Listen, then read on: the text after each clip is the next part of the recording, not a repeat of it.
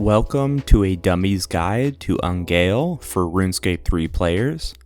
This is a retelling of events associated with this content ahead of its release in the new upcoming quest Ancient Awakening, part of the Season 2 Fort Forinthi storyline, as well as the first Necromancy series. Enjoy.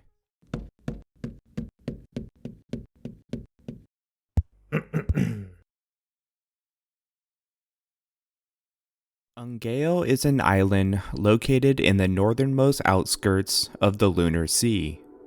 Here lies an abandoned dragonkin fortress and the remnants of a forgotten laboratory, guarded by a powerful dragon. But how did we arrive here, and what events led to this outcome? Let's find out. At some point in the 1st century of the 4th Age, soon after the God Wars, a series of attacks by the nefarious, a group of dragonkin, kicked off what is known as the Dragonkin conflicts, a period that lasted approximately 100 years. The nefarious wished to prove themselves to the Elder Gods following the Great Revision, but was halted by a familiar adversary.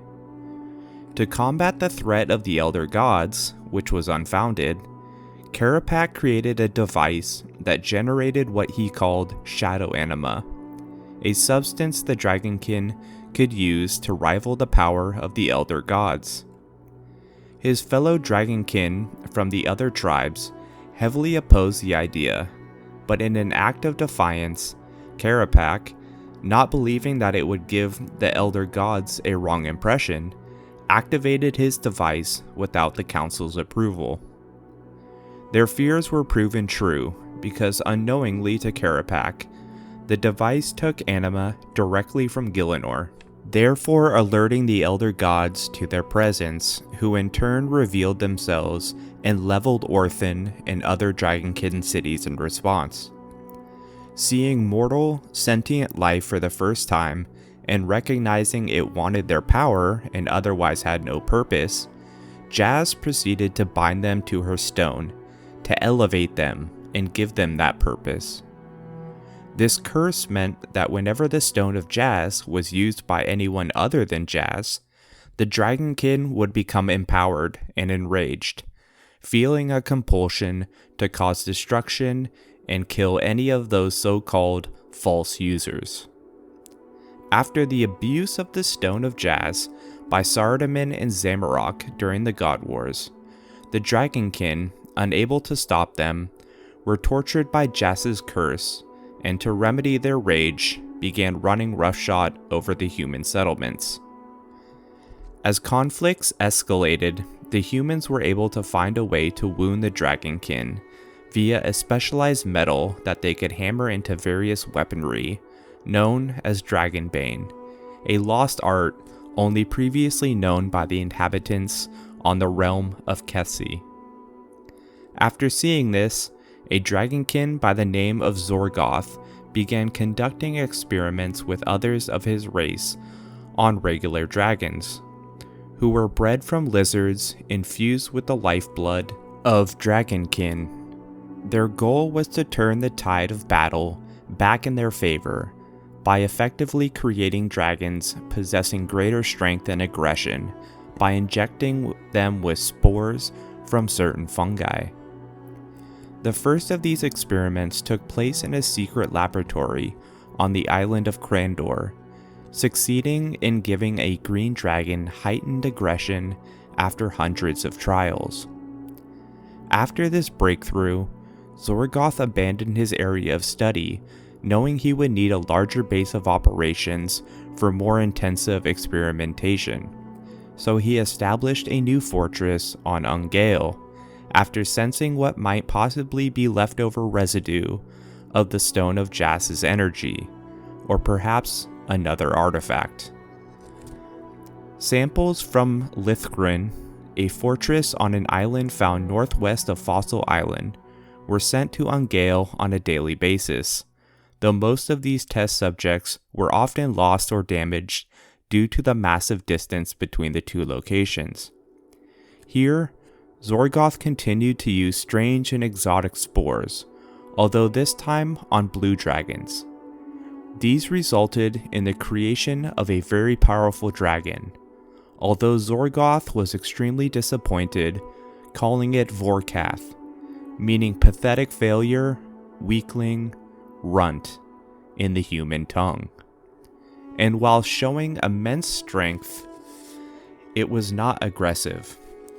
Zorgoth created another one in hopes of salvaging his experiment, yet only made another Vorkath, which he destroyed in a rage, although once he calmed down, he realized he had severely miscalculated its usefulness. Zorgoth would once again be on the move, landing himself at the Lithin fortress due to the close proximity to the samples he desired. Eventually, after hearing that human forces were on the move, Vorkath and the Ungael fortress were deserted, taking all important work with him.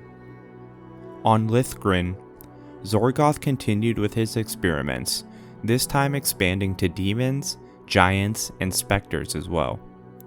All this commotion and chaos eventually attracted the attention of heroes Robert the Strong, Aivis, Kamora Shazian, and Tristan Corvo, after sailors had spotted an island with dragonkin architecture when they were forced to take different routes at sea. The four heroes led an assault on the island where they encountered a dragonkin guarding a set of ancient doors, leading to the vault. The heroes vanquished the guardian, but not before it killed Aivis in the process. This assault enacted the emergency protocol system designed in the fortress, placing it in lockdown and trapping Zorgoth within. Fearing what dangers might be waiting for them behind the seal, the adventurers split the dragon key that was left behind and hid the pieces around the world. After the battle at Lithin, conflict between dragonkin and human continued to wage war. Come the Fifth Age, at a time nearly 2,000 years later, an adventurer, Dallas Jones, an expert on dragons, unwittingly broke the seal on the Lithin vault, freeing Zorgoth from his isolation.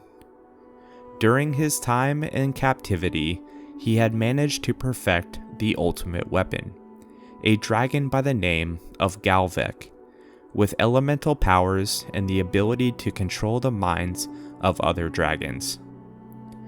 Zorgoth killed Dallas Jones and began to gather the world's dragons to Ungael in order to decimate the entire human kingdoms.